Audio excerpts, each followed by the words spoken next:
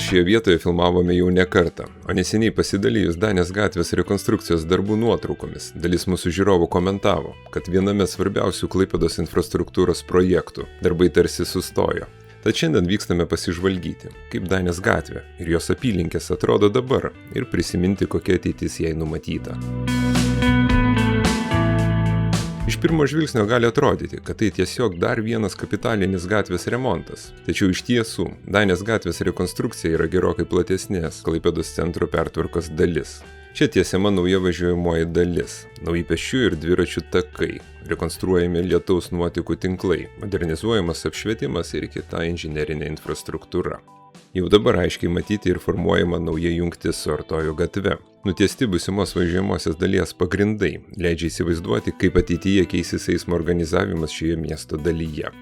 Ši jungtis taps svarbia viso projekto dalimi ir sudarys prielaidas tolesniam susisiekimo tinklo vystymui.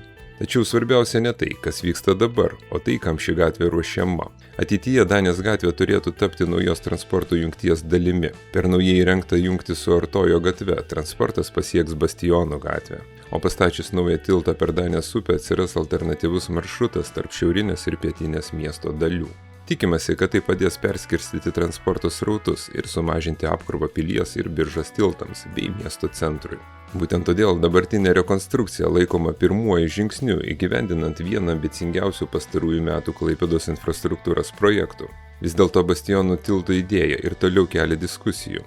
Vieni tikisi, kad nauja jungtis pagerins susisiekimą ir sumažins spūstis, kiti baiminasi didesnių automobilių srautų prie senamiesčio bei pokyčių istorinėme miesto kraštovaizdyje.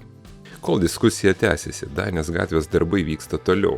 Ir nors šiandien matome statybinę techniką, išardytą važiuojamąją dalį ir laikinus eismo ribojimus. Iš tiesų čia kuriama infrastruktūra, kuri ateityje gali iš esmės pakeisti judėjimą Klaipėdos centre. O jūs nepamirškite palaikyti mūsų kanalą savo patiktukais. Nuomonę pasidalinti komentaruose, o mes ir toliau kursime gimtosios Klaipėdos pokyčių virtualias kronikas. Ačiū, kad esate kartu.